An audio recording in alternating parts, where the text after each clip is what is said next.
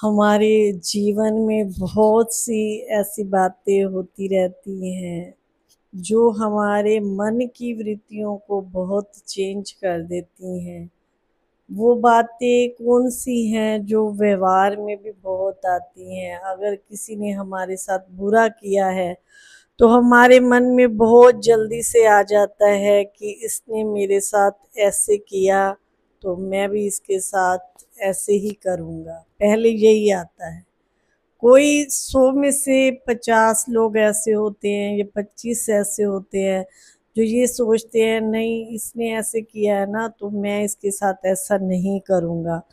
तभी यहाँ पर हमारे देश की जो हालत है बहुत ख़राब है। पहले यही देश हमारा भारत देश जो है बहुत महान देश था। देवी देवताओं का यहाँ बहुत पूजन होता था और सभी अपने घर परिवार में अच्छे से पूजा पाठ करना सब करते थे।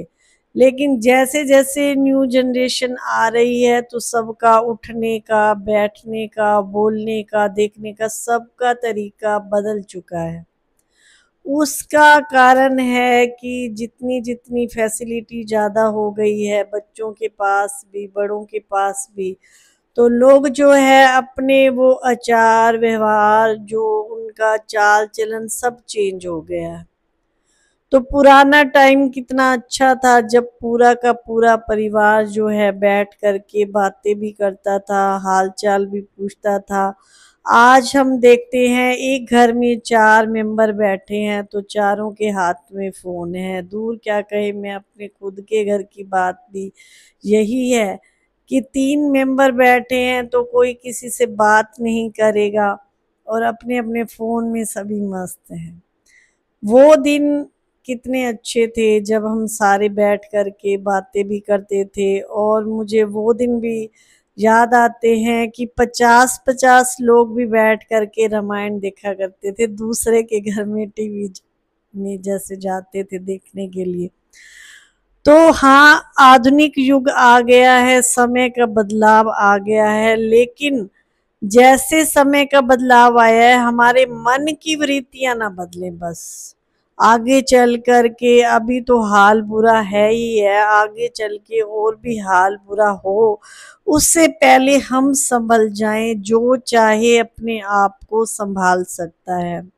हम आज का जो मेरा विषय है वो है कि हम सबके साथ अच्छा व्यवहार करेंगे तो हमें अच्छा मिलेगा, बुरा करेंगे तो बुरा मिलेगा। रियल स्टोरी है कि जैसे घर में बहुत ज़्यादा झगड़ा होता है, घरों में बहुत ज़्यादा जैसे वो होता है कि माता पिता को आप रखो मैं नहीं सेवा करूँगी या इस तरह की बातें होती हैं। यहाँ तक भी देखने को मिलता है कि एक एक महीना बांट लो माँ बाप की सेवा के लिए।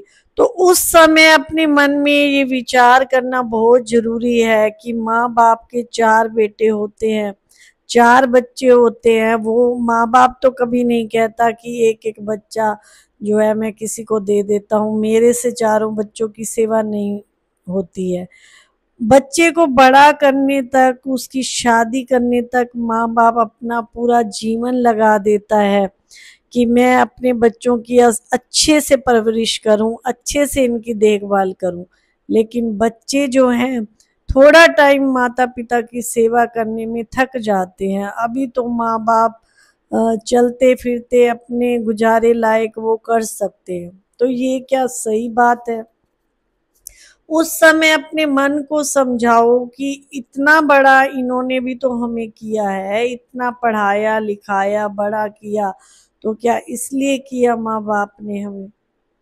तो अगर हम माँ बाप की सेवा कर रहे हैं तो यहीं पर स्वर्ग है। अगर हम उनकी सेवा नहीं करते हैं, अभी देखो बीच में श्राद्ध के दिन चले, पंडित बिठाए, सब किए, सबने हलवा पूरी सब बनाया होगा। तो जब वो जीते थे तो उनको पूछा नहीं और मर गए तो उनको हम हलवा पूरी खीर खिला रहे। तो ये कहाँ का न्याय है?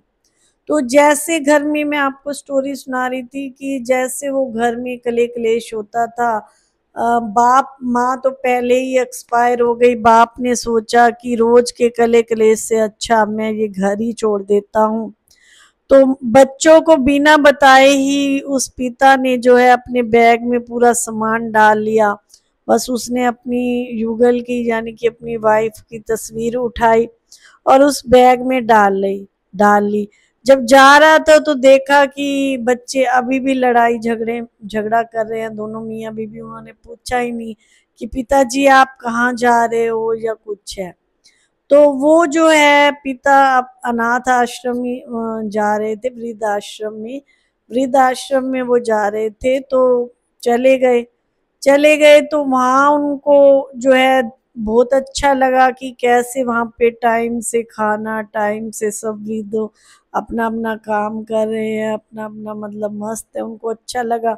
उन्होंने कहा कि घर में तो मैं अकेला पड़ा रहता था और सारा दिन सुनता ही रहता था, यहाँ तो एक दूसरे की हेल्प हो रही है, एक दूसरे को अच्छे से हाल चाल दे रहे हैं, ले रहे हैं। कुछ दिन बीत गए, थोड़े टाइम बाद क्या देखता है कि एक बूढ़ी औरत जो है वहाँ पे घूंघट निकाले हुए उनके बच्चे उनको छोड़ने के लिए आ रहे हैं वृद्धाश्रम में। तो वो जो है ऐसे घूंघट सा निकाल करके अंदर आती है और जब भी देखता है कि ये तो अपना घूंघट ही निकाले हुए है। फिर एक दिन वो औरों से पूछता है कि ये औरत कौन है जो घूंघट निकाले हुए है। तो अचानक एक दिन वो लेडीज जो है काम कर रही थी, काम करते करते उसने देखा कि ये तो, इसको तो मैंने जानता हूँ, ये लेडीज कौन है।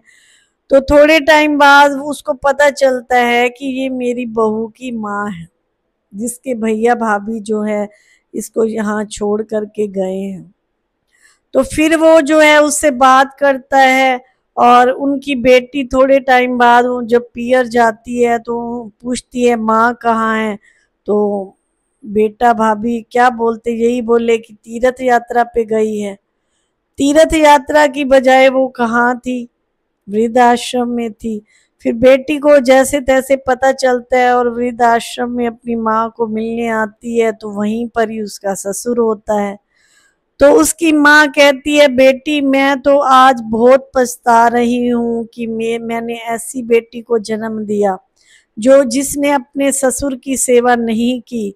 तो तूने अपने ससुर की सेवा नहीं की तो उसका फल ही मुझे मिला है कि तेरे भैया भाभी इतने अच्छे थे, मेरी सेवा करते करते और मुझे यहाँ छोड़ करके गए।